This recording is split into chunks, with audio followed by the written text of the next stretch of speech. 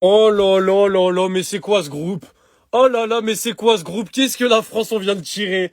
Non, il est effrayant. Non, il est effrayant, j'ai pas envie de jouer. Les gars, je vous parle pour de vrai, le groupe il m'effraie. Le groupe il me terrifie. On a la Norvège, ils ont fouetté tout le monde en qualif, même l'Italie. Haaland, il met 28 buts par match. Et en plus, ça va être sa première Coupe du Monde, j'imagine même pas comment il va être. On a le Sénégal qui est une des meilleures équipes africaines. Non, c'est effrayant. Quand je vois d'autres groupes, celui-là il m'effraie, il me terrifie. Alors oui, évidemment, en tant qu'amoureux du football, on aura cette hype-là. On aura le Haaland vs Mbappé en Coupe du Monde parce que, voilà, tout le temps, les gens les opposent. Haaland vs Mbappé, tac, je sais pas quoi. Là, on a Mbappé, c'est sa compétition. Haaland, c'est la première fois qu'il arrive. Là, ça va être que le meilleur gagne, même si Mbappé est avantagé parce qu'il est avec la France. Les gars, j'ai trop peur d'Haaland. Postiche dans la surface comme ça, wesh. Je sais pas, Konaté qui est dans une forme de merde, il te fait une erreur. Bon, même si je pense que ce sera Saliba Upamecano. Haaland qui prend la balle, non. J'ai des visions, j'ai des visions. On est dans le top 3 des groupes les plus difficiles qui ont été tirés à cette Coupe du Monde et sans débat possible. À part le groupe du Brésil, Maroc et Écosse, qui est très terrifiant celui-là aussi, et le groupe de l'Allemagne, de l'Équateur et de la Côte d'Ivoire, qui est aussi très très relevé, il y a aucun groupe aussi dur que le nôtre, c'est impossible. Bon, j'ai quand même confiance en mon équipe de France pour la qualification. Mais je vous mens pas, j'arrive à cette Coupe du Monde moins serein qu'il y a 2 heures. Le tirage, il m'a mis une petite pression, je vous mens pas. Les gars, tirage au sort terminé.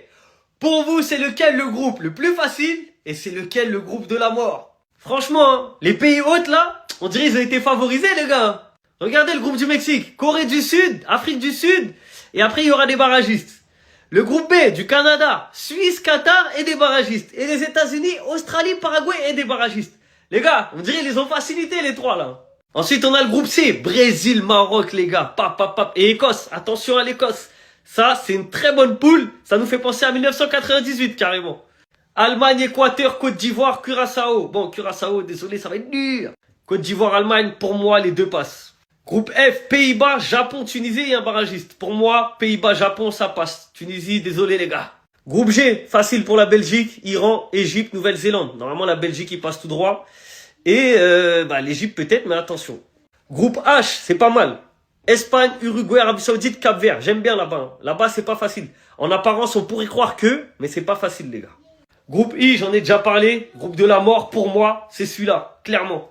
Groupe J, Argentine, Autriche, Algérie, Jordanie. C'est un bon groupe. Groupe K, Portugal, Colombie, Ouzbékistan et un barragiste. Franchement, pour le Portugal, normalement, c'est tout droit. Et le groupe L, qui est pas mal quand même. Angleterre, Croatie, Panama, Ghana. Mais bon, logiquement... l'Angleterre aussi, c'est tout droit. Donc pour moi, les trois groupes les plus faciles, c'est le A, le B et le D. Et le groupe de la mort, c'est celui de la France, du Sénégal et de la Norvège. Et vous, dites-moi en commentaire, c'est quoi pour vous le groupe le plus facile et le groupe de la mort? Les tirages au sort sont tombés, les gars. Bon, ben, j'ai envie de dire quelque chose. J'ai l'impression, selon moi, qu'il n'y a pas de groupe de la mort. Il n'y a pas de groupe de la mort. J'en ai vu pas mal qui disaient que le groupe de la France était le groupe de la mort, mais j'ai l'impression quand même qu'il y a pas mal de groupes qui sont très relevés. Oui, France, Sénégal, Norvège, c'est déjà très fort. Mais Angleterre, Croatie, Ghana, c'est pas dégueu, les gars. Dans le groupe de l'Allemagne, Côte d'Ivoire, Équateur, c'est pas dégueu.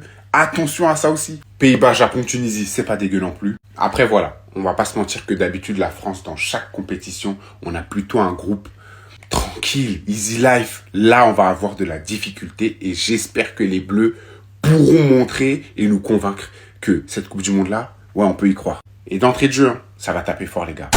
Le duel, Mbappé Haaland. Les deux actuellement favoris pour le Ballon d'Or, les gars. 24 matchs pour Haaland, 33 buts, 5 passes D, dont un penalty. Statistique de folie. Statistique de folie. Et pour Mbappé, et je crois que c'est même pas un jour, hein, je me demande si c'est pas 24 matchs, 30 buts, 7 passes D, 9 penalty. C'est ouf. Oui, il y a 9 penalty, mais les stats sont quand même là.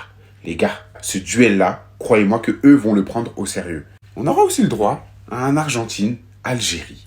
Messi contre les DZ.